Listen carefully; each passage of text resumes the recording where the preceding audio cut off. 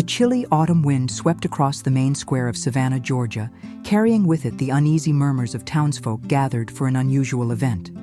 In the center, standing nervously on a wooden platform, was a young woman clutching a faded shawl around her shoulders. Her name was Emily Carter, and though only 20 years old, her eyes carried the weight of too many sorrows. Emily had arrived in Savannah just 3 days earlier, brought by a sheriff who had found her nearly fainting at a train station in Charleston. Her uncle, the last of her living family, had died suddenly during the trip. Left alone, penniless, and without direction, she had been taken in by local authorities. But now, before an eager crowd, her fate was to be decided like an object for sale. The town council had ordered that Emily's labor contract be auctioned to repay the expenses of her lodging. On the wooden stage stood Mr. Johnson, the auctioneer, his booming voice echoing through the square. "Gentlemen, what we have here is a fine young lady, healthy, educated, knows how to read and write.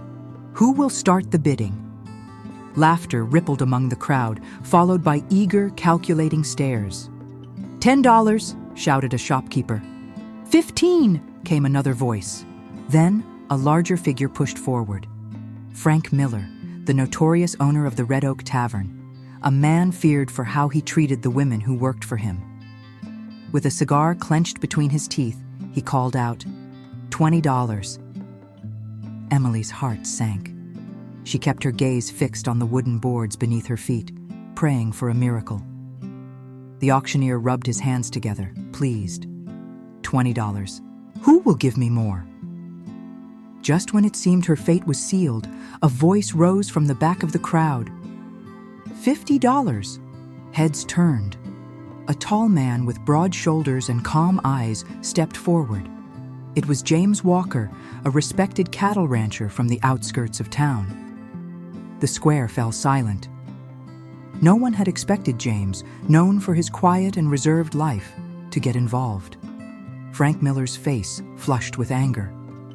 $60, he snapped. James didn't flinch. 100, gasps echoed through the crowd. The auctioneer's jaw nearly dropped.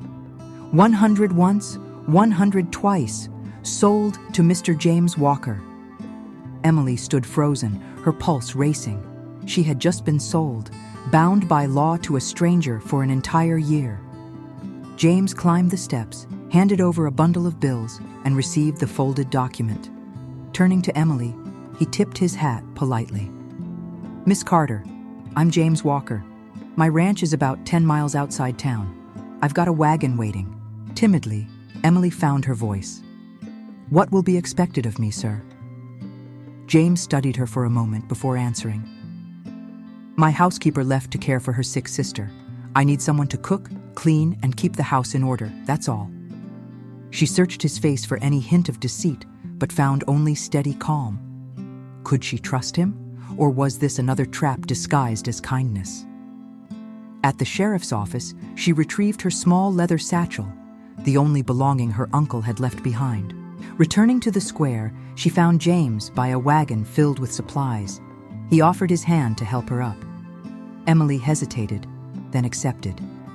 The wagon rattled away, leaving Savannah behind as it rolled down dusty roads lined with oak trees draped in Spanish moss. For nearly an hour, silence hung heavy between them. At last, Emily dared to ask, "Why did you pay so much for me if all you needed was a housekeeper?" James kept his eyes fixed on the trail. "Because I know what would have happened if I didn't. No woman deserves to fall into Miller's hands. Call it justice, or maybe necessity. You needed a safe place, and I needed someone I could trust." Emily lowered her gaze, torn between fear and fragile hope. At last, the ranch appeared, a sprawling farmhouse with white siding, surrounded by pecan trees and wide-open fields where cattle grazed. Workers moved about the barn, tipping their hats respectfully as James introduced her to Henry Thompson, the foreman, a tall, thin man with a quiet voice. Inside, James showed Emily to a small but tidy bedroom furnished with a wooden bed, a wardrobe, and neatly folded linens. "This will be your room. Some clothes were left by the housekeeper. You may use them until you can order your own." Emily placed her worn satchel on the bed and let out a shaky breath. As she sat there, tears welled in her eyes. They were not tears of despair, but of cautious relief. Only days ago, she had been abandoned to misery. Now, for the first time in months, she had a private room, a respectable role, and an employer who, so far, seemed to be a decent man. For the first time in a long while, Emily dared to hope that her life might yet hold something more than pain. The first days at the Walker Ranch were quiet but tense. Emily rose before dawn, preparing breakfast for the ranch hands: biscuits, bacon, eggs, and strong coffee. The men treated her respectfully, though their curious glances reminded her she was still a stranger in their world. James kept his distance at first. He spoke little, giving instructions with calm authority, but never raising his voice. Emily noticed that he watched her at times, though not with hunger or cruelty like others had done, but with something unreadable. She couldn't tell if it was suspicion, concern, or something else entirely. Gradually, a rhythm developed. Emily cooked, cleaned, and tended to the vegetable garden behind the house. James spent long hours overseeing the cattle, negotiating with buyers, or working on accounts in his study. Yet he always paused in the evenings to ask if she was settling in. That simple courtesy, so rare in her life, began to soften the edges of her fear. One night after supper, Emily shared her story. Her parents had died of influenza when she was 16. She lived with her uncle in Boston until his sudden death during their move south. Alone and penniless, she had been left with nowhere to turn.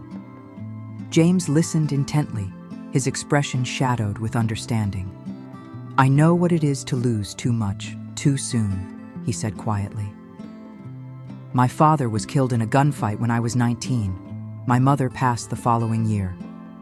I've been responsible for this ranch ever since." That moment drew them closer. Emily realized that beneath James's steady exterior was a man who had carried his own burdens of grief.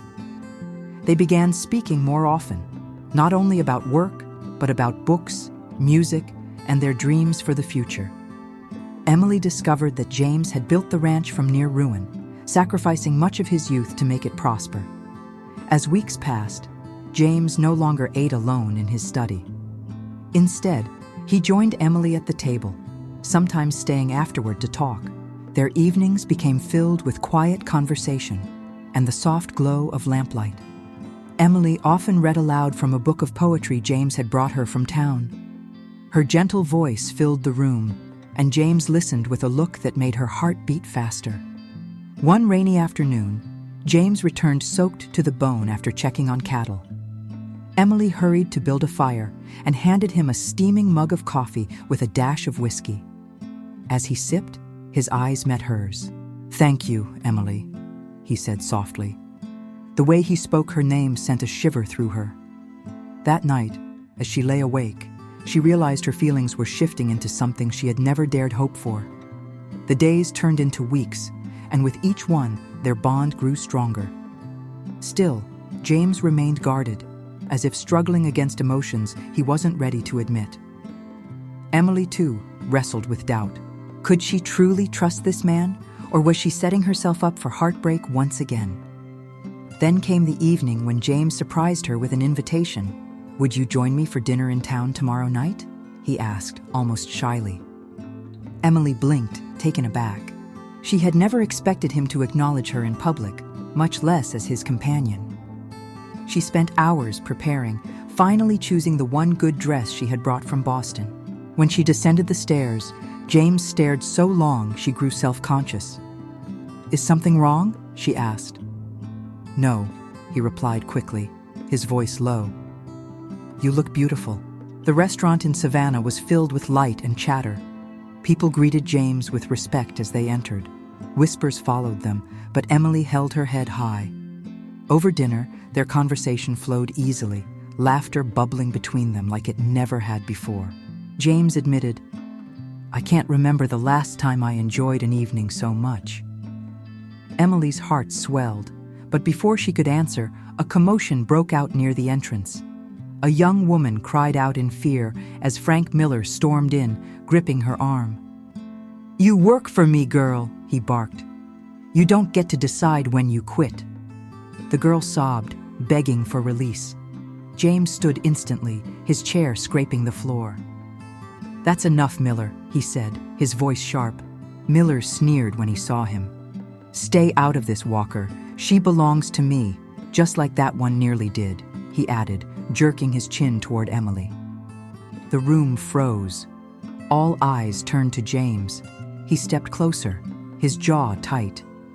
"No woman belongs to you. Let her go." His tone carried a warning that silenced even the drunkest patrons. Miller's face twisted with rage. He shoved the girl and raised his hand to strike her. Emily gasped. The entire restaurant seemed to hold its breath. The restaurant went silent as Frank Miller raised his hand, ready to strike the terrified young woman. Before the blow could land, James stepped between them, his voice like steel. "Touch her, and you'll answer to me." For a moment, Miller hesitated, then barked a bitter laugh. "Who do you think you are, Walker? You act righteous because you've got money and land. But don't forget, you stole from me once already." His finger jabbed in Emily's direction. "That girl was supposed to be mine." The crowd shifted uneasily. Some men rose to their feet, uncertain if they should intervene. James stood his ground, calm but unyielding. "No woman is yours to own. Not Emily, not her, not anyone." The tension grew unbearable. Miller's face twisted with fury. With a violent shove, he released the girl, sending her stumbling into Emily's arms. Then, with a drunken roar, he swung a fist at James. The punch never landed. James dodged swiftly, gripping Miller's arm and forcing him back. Before another move could be made, two men from the restaurant seized Miller and dragged him toward the door. He kicked and spat, shouting curses. "This isn't over, Walker. You'll pay for this. Both of you will." The shaken crowd slowly returned to their meals, but Emily's heart pounded. She could still hear Miller's threats ringing in her ears. James led her outside, helping the rescued girl into the wagon. She was trembling, feverish from fear. Emily wrapped her shawl around the girl. "You're safe now," she whispered, though she wasn't sure she believed it. The girl introduced herself as Sarah, a runaway who had worked briefly at Miller's tavern. She stayed at the ranch under Emily's care. In time, Sarah's fragile health improved, and she became part of the household, like a younger sister. Meanwhile, life at the ranch took on a fragile balance. Emily and James continued their evenings together, their bond deepening with every conversation. She often caught his eyes lingering on her as she read poetry by lamplight. One night, unable to contain herself, she asked softly, "Why did you pay so much for me that day? Was it only pity?" James stared into the fire before answering. "When I saw you in that square, standing proud though you were shaking inside, I knew I had to act. And now I know I don't want a life without you." Tears welled in Emily's eyes. For the first time, she allowed herself to believe in love, but shadows loomed. Rumors spread that Miller was roaming the countryside with dangerous men, drunk and vengeful. The ranch hands took turns watching the property at night, rifles ready. Fear hovered like a storm cloud. Yet James refused to let fear dictate their lives. He planned a harvest celebration, inviting neighbors and workers. The ranch filled with the smell of roasted meat and fresh pies. Lanterns glowed and music drifted through the night air. For a while, laughter drowned out the dread. The night before the celebration, James called Emily into his study. With a serious expression, he handed her an envelope. Inside was the contract that bound her to his household, officially annulled. Emily's breath caught. "But there are months left." "You're free," James said gently. "I don't want you here out of duty. If you stay, let it be because you choose to." Her voice trembled. "And if I want to stay?" He took a steady breath. "Then I would ask you to stay not as my housekeeper, but as my wife." Emily's tears flowed freely. She opened her mouth to answer, but a sudden pounding on the door startled them. Henry Thompson, the foreman, burst in. "Mr. Walker, Miller is coming this way. He's not alone." Shouts and the thunder of hooves echoed from the road. Emily ran to the window and saw 3 riders approaching, Miller at the front, wild-eyed and swaying in the saddle. His voice bellowed into the night. "Come out, Walker! Tonight it ends!" The celebration screeched to a halt. Ranch hands grabbed rifles. James stepped onto the porch, adjusting his hat with calm resolve. The workers formed a protective line behind him. Miller, staggering with fury, pulled a pistol from his coat. His hand shook, but his voice roared with venom. "I'll finish this once and for all, and I'll take her with me if it's the last thing I do." Emily froze, her breath caught in her chest. The weapon pointed straight at James, the man she had just realized she loved. The trigger finger tightened. The night stood on the edge of disaster. The night air trembled with tension. Frank Miller stood in the yard, pistol aimed squarely at James Walker. Emily's heart pounded so hard it felt like it might burst. Ranch hands gripped their rifles but held their fire, waiting for James's command. "Put the gun down, Miller," James said firmly, his voice steady despite the danger. "This doesn't have to end in blood." Miller sneered, his finger twitching on the trigger. "You took what was mine, Walker. Tonight I take it back. With your life." Before anyone could react, the gun exploded with a thunderous crack. James staggered, collapsing to the ground. Emily screamed, rushing to his side. Blood stained his shirt. She pressed her trembling hands against the wound. "Stay with me, James. Please stay with me." Chaos erupted. The ranch hands lunged at Miller and his men. Within moments, the attackers were disarmed. Miller was dragged to the dirt, still thrashing and cursing. Sheriff Thompson, who had been attending the celebration, stepped forward, his badge glinting in the lantern light. "Frank Miller, you're under arrest for attempted murder. You'll hang for this." Miller's rage collapsed into drunken sobs as he was hauled away in chains. The yard slowly quieted, but the terror lingered. Emily cradled James's head in her lap, tears streaming down her cheeks. "Don't leave me," she whispered. The town doctor, hurriedly summoned, knelt beside them. After a tense examination, he finally announced, "The bullet only grazed him. It looks worse than it is. He'll live." Relief swept over the crowd like a wave. Emily wept, clutching James's hand as though she would never let go again. In the days that followed, James recovered slowly but steadily. He insisted on walking the ranch, bandages beneath his shirt, refusing to show weakness. Emily never left his side, tending to him with unwavering devotion. One crisp morning, he asked her to meet him on the porch. He looked pale but determined, his eyes filled with quiet strength. In his hand was a small velvet box. Opening it, he revealed a simple gold ring.